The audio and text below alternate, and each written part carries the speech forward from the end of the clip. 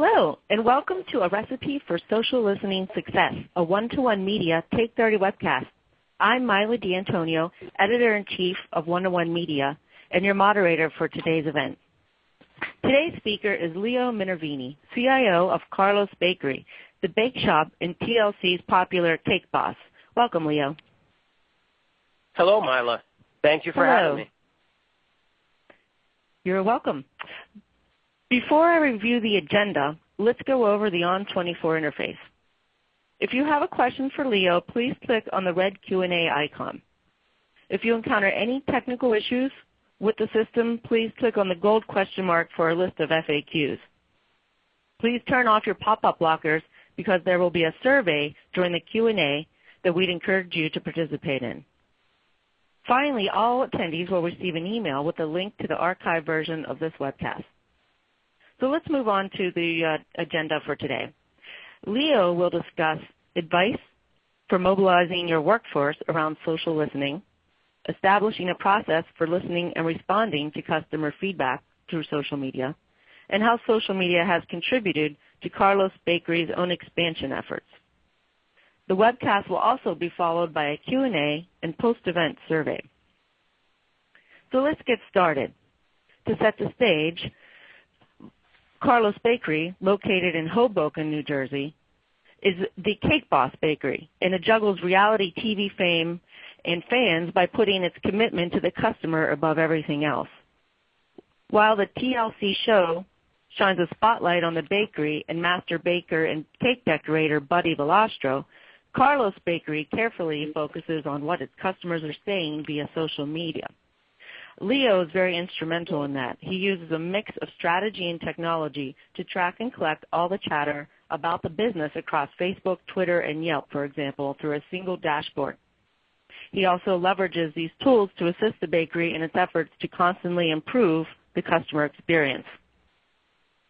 Leo, as companies struggle to mobilize and focus their social media engagement efforts, you've managed to create a process for success. Successful social initiatives are a combination of technology and people, we believe.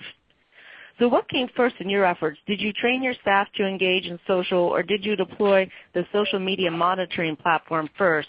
And can you discuss also what the training entails? Yeah, Mila, that's a great question. So first and foremost, we realized a few years back with the success of the show that, there was a lot of buzz happening in the social universe. So it really started at the bakery level, right? And it really started with just having our sales clerks at the bakery monitoring and posting activity for the day, some new baked items that might have just came out of the oven, some fancy designs, just kind of like just having fun with it. And then we started to realize that, wow, there's a lot of buzz going on. There's a lot of conversations going on. We've got to really take this serious. And obviously with the result of the success of the show, our audience base has obviously almost, quadrupled in size, right? So at that point, a decision was made, okay, we've got to take this a little more serious. And we've got to really put the mechanisms in place because our customers are saying things about us. They're saying good things. We want them to all say good things about us. But the reality is some customers may not. And we really take that serious. I mean, being a small little bakery, having a platform for success as a result of the show, we really care about our customers. We take that serious. Our customers are number one to us. So with that, we put mechanisms in place such that we formed a team, right? So we started at the bakery level, and then we had all this chatter happening. And we said, okay, we've got to formulate a team. So we moved out. We built out our Lackawanna location, which is our corporate office here in Jersey City. We built out a social media team, and we put a strategy in place. So initially, before we actually acquired Radian 6 about, 6-7 months ago. Before that, it was very manually intensive. Our social media team would be going through posts and be extracting feedback and and customer names out of, let's say, Facebook and Twitter and transposing that to an Excel spreadsheet, which then resulted in, reporting for senior management to review on a daily, weekly, monthly basis. As you can imagine, with the amount of volume of chatter that's happening, we just pretty much couldn't keep up with that. So we made the decision, I made the decision about 7 months ago to bring on Radian 6, and now we've got a more streamlined process. We've got automation in place. We've got emails that are automatically generated or reports automatically generated and sent via email in an automated fashion to the right folks within the bakery and the executive team.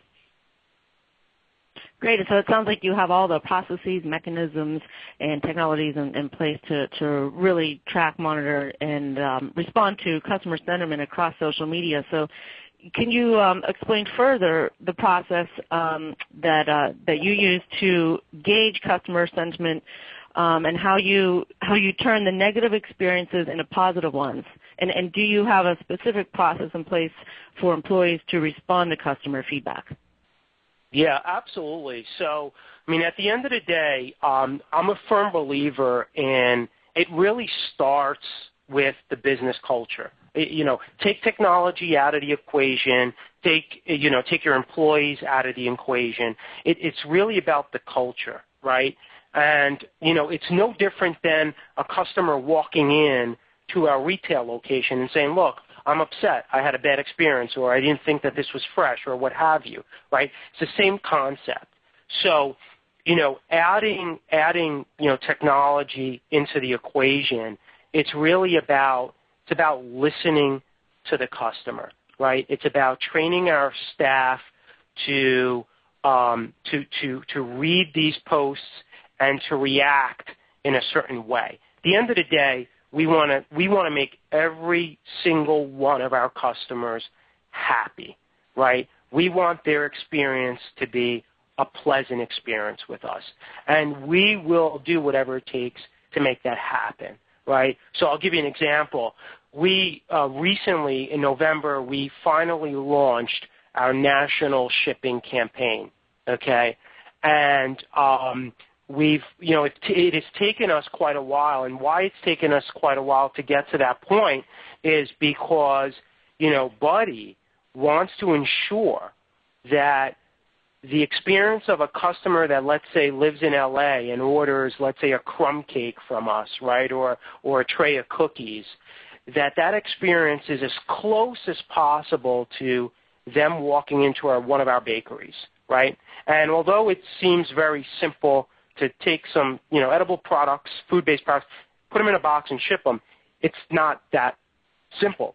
So we launched in November with a very minimal item, product offering, and one of our biggest drivers or initiatives was, we know social media is big, we know we have a lot of followers, we want to make sure that we are listening to what our customers are talking about as a result of them making a purchase of one of our products online, because we want to make sure that experience is pleasant.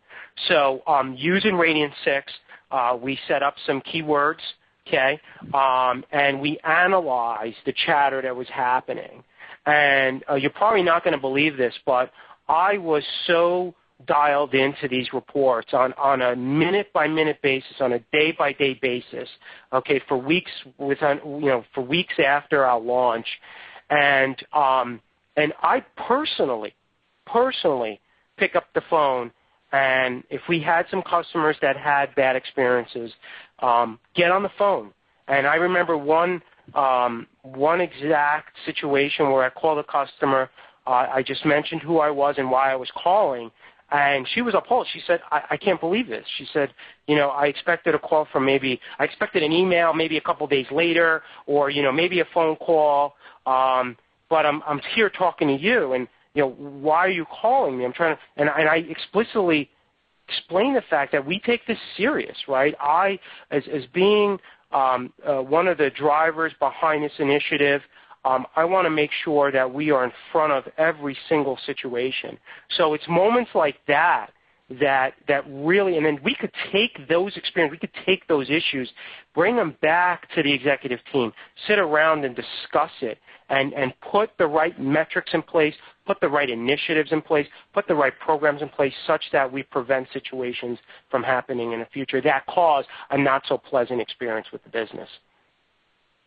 You're right. I mean, it's wow experiences like that that really go a long way to turning potentially one-time customers into long-term loyal ones. Yes. So, you mentioned the nationwide shipping program. Let's mention that quickly. How will social media be incorporated into these expansion efforts, for the shipping program, as well as I know you have a retail strategy expansion plan in place as well? How is social media going to help in those efforts? Yeah, absolutely. So I think it helps in a lot of different areas. So, I mean, first and foremost, one of my primary initiatives here is really one view to the customer. I'm a really big believer in whether or not, if a customer does business with us in our e-commerce channel or they decide to do business with us at one of our retail locations, we have one central hub for our customer information, and we should know who that customer is, okay, in any one of those channels, right? And whether that customer is shopping with us at 95 Washington or shopping with us at one of our on our e-commerce website, or even at one of Buddy's live shows and they decide to purchase something after the show, we want that experience to be pleasant, right? So we've got initiatives in place such that we are, creating social profiles of our customers. And we want to know who they are. We want to know what special events they're celebrating in their life, if they so choose to share with us, right? And we want to tailor our experience to those special moments, because the reality is we are in this celebratory business, right? Our customers come to us for their birthday cakes or their wedding cakes or, Valentine's Day or what have you. And we want to really enhance that experience as best as possible. Great. Leo, you've also said in the past that you believe social media is about creating communities and isn't just always about selling. Can you explain to our audience what you mean by that? Yeah, absolutely. I believe in that 1,000%. In my opinion, the moment a customer, and I'll put, my customer cap on. We're all customers, right? We shop day to day. I put my customer cap on, and I think about an experience of, being targeted via a social media campaign that's just selling. Quite frankly, I'm turned off, right? It's really about, in my opinion, and what's proved to be successful for us is really create these communities. It's connect with customers via various subjects or topics. For instance, our social media team has an initiative in place where we have, let's say, Wedding Wednesdays, right? And every Wednesday, or almost every Wednesday, they will promote various cake designs or styles or, some wedding tips. It may or may not be specific to our cakes. It may be something generally specific to a wedding, right? So it's really engaging in a community fashion to exchange information, give tips, listen to customers. In that conversation, we may pick up on, which we have in the past, on some feedback about maybe a specific flavor or a specific design that somebody wants or desires, right? I mean, that is information that's invaluable to us. It really is. And I can't think of a better way to engage, plug in, and capture that information and make use of that information. I agree. And, I mean, would you go as far to say that social media has helped to evolve your overall customer strategy at Carlo's Bakery? Oh, 1,000%. I mean, 1,000%. We are. Listen, customers are our lifeline. I mean, that's the bottom line, and it's really about, again, listening. But see, here's the real main difference, right? You can listen all you want, right? But where the rubber really meets the road is how do you execute on listening? How do you really turn that into something that is extremely valuable, right? So we take that feedback, and whether it's regarding packaging, right, like I mentioned, we launched our national shipping. We get tips on, hey, I got my biscotti tray, but you know what? The cookies fell out of the tray in shipping, in transit, and here's photos. Well, we'll take that. We look at that. We analyze it, and we say, okay, something's not right here. Maybe we could change this or we can change that. And then we actually take that information and execute on it, make those changes. So you're bettering, you're enhancing the process, and at the end of the day, you're enhancing the entire customer experience. Great. So, Leo, can you share with our audience how you plan to grow the social media efforts at Carlo's Bakery, and what advice do you have for other companies that struggle with customer listening in these emerging channels? Yeah, so that's a great question. First and foremost, the initiative really starts at the top, quite frankly. Just my experience shows that if it's not supported at the top, it's a struggle, right? That's first and foremost. For business owners or executives that are on this call, I would suggest, really trusting your employees, okay? Making sure that there is proper training in place such that they have a fallback mechanism and they've got the support structure to help them engage with the customer. At the end of the day, it really dovetails, in my opinion, to a customer service element as well, right? And I really think it is extremely important to listen, but not only listen, take that valuable information and do something with it. Act on it. Put a plan in place. Sit down with your executive team or your social media team weekly basis. Analyze this information. It is critical. It is important. And there's a lot that can be extracted from it. Great advice, Leo. Thank you. So it's time to kick off our Q&A session. First, a few reminders. If you'd like a PDF copy of the deck, click the Download Presentation button at the bottom center of your screen. If you missed part of the presentation or want to see it again, all attendees will receive an email with a link to the archived version. I'd like to remind everyone about the survey posted during the Q&A period next. Please take a moment to participate. You'll need to turn off your pop-up blockers to enable the survey. So now let's begin the Q&A. To ask Leo a question, click the Submit Question button in the lower left-hand section of your presentation window. If we don't get to your question, we will email your response after this webinar. So let's go to our first question here. Okay. All right. Laura Hudson would like to know if you could share which product and service you are using for your one central hub for customer information. Oh, okay. Yes. Thank you for that question, Laura. Great question. So we are using Salesforce CRM as our central hub for all customer information. Great. Laura would also like to know, is social media used to promote the product or the show? Which has seen the greatest result? So that's a great question. So we actually have Carlo's Bakery, okay, does not manage the social media activity that is related to the show. Okay, that is a network role, if you will.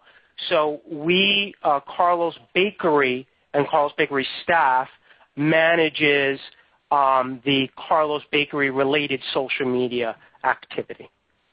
And I think there was a follow-on question to that.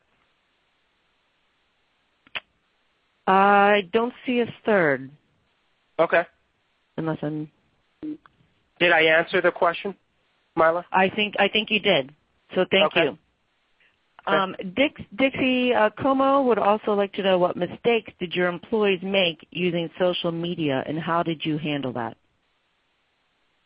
Yeah, that's a great question, Dixie. So the reality is, we're all human beings, and human beings make mistakes. So the process is, if we made a mistake that is an error of the customer, we take that offline, and we really just take care of the customer one-on-one. It may be a discount on, their next order, or a discount on the current order. It depends on what the scenario is. And then we basically take that back, and in our social media specific discussions and meetings, we revisit those activities, and we make sure that everybody, both our social media team and our customer service team, are aware of it. What transpired, how do we rectify it, and then everybody kind of moves on from there. Great, thank you, Leo. Another attendee would like to know if Carlos Bakery utilizes email in tandem with social media to connect with customers, and if so, what's the strategy behind that? Yeah, that's actually a very good question. So as you can imagine, our inbound email rate has been just unbelievably overwhelming. Part of the reason why I made the decision this December to bring in Salesforce Service Cloud, because frankly, our emails that were coming into an inbox were just dumped into into an email inbox, and you're sifting through thousands and thousands of messages. And under those conditions, it's very, very difficult to be able to extract the most time-sensitive or the most critical emails. So we learned from our mistakes, and we brought in Service Cloud. So now we've got email to case creation, and we have a rules engine with certain keywords that we define so that we can extrapolate the critical emails and bring them to the top of the list and make sure that one of our either our CSRs or personnel from our social media team can jump on it and get back to the customer in a timely fashion. Now, that's inbound. That said, what has worked very well for our business is an outbound email marketing strategy. I have seen a tremendous success rate in outbound email, and I think the strategy also is in tandem with our social media strategy in the sense that it's not always about selling, right? I'm actually extremely pleased that our response rates, our click-through rates on our emails, our email launches are actually pretty high. So that's an analytic that tells me we're doing something really good, right? We're not just being an annoyance to the customer. We're getting them the information that they're looking for or wanting. That's great. Can you comment on your average open rate? Yeah, I mean, I see average open rates, believe it or not, of close to 40 to 47%. Wow, that's amazing. Yeah, it is just and there are times when that number spikes to, I've seen it as high as like 58%. I mean, over half. It's unbelievable. And these are all customers who have opted in to receive them. Absolutely. Yeah. We have a strategy in place where we will only send an email to customers that opt in, and if they so choose to be delisted from our list, we will take them off the list. And frankly, those are far and few apart. Great. Well, thanks. Catherine Morlino would like to know if you use social media to initiate customer feedback, for example, surveys, focus groups, recruitment, or do you mainly monitor and respond to customer-initiated comments? So great question. I think I'll answer it two ways. We obviously do a lot of monitoring. We can do a lot more, and we have plans in place to kind of survey customers. We're going to start doing that more in 2013. But we do a lot of outbound engagement. For instance, as I mentioned earlier, Wedding Wednesdays. Today is Wednesday, and if you go on our Carlo's Bakery Facebook page, more than likely you'll see a topic about Wedding Wednesday. So we have those conversations happening. But back to the question, we're looking to do more of kind of engaging at a survey level using Facebook a little more aggressively in 2013. Great. Another attendee would like to know if you have plans on engaging with your e-commerce customers in a more proactive way. Yeah, that is a very good question. So yeah, we are. I'm looking at some technology now where we can actually plug in like Live Agent, let's say. I'm all about wanting to help the customer at any given time. So we've got an initiative in place for Q2 of this year that we will be integrating like a live person type of integration into our website, and then also integrating like Facebook likes on our website. So when we rebuild our gallery per se, and we start demonstrating some of the wedding cakes that we make and birthday cakes, we'd want our customers to really share that experience within their social network. So we're going to be looking to do a lot of that in 2013. Awesome. And Leo, we have one more question. During the webinar, we talked about how social media efforts are going to be incorporated in your expansion efforts, but an attendee would like to know if you foresee the expansion of your business impacting your current social media plans. Yeah, that's a great question. So I don't necessarily see it impacting. It just means that the business is growing, which is always good. I'm a firm believer that as we expand our retail locations, our bakeries are really, small neighborhood type bakeries, right? So it's about the community, it's about the local township, and we really, as we start opening additional bakeries, we have plans to properly train our local clerks, our sales team, our sales clerks at those stores to manage their own community-based pages in the social universe that are specific to that location.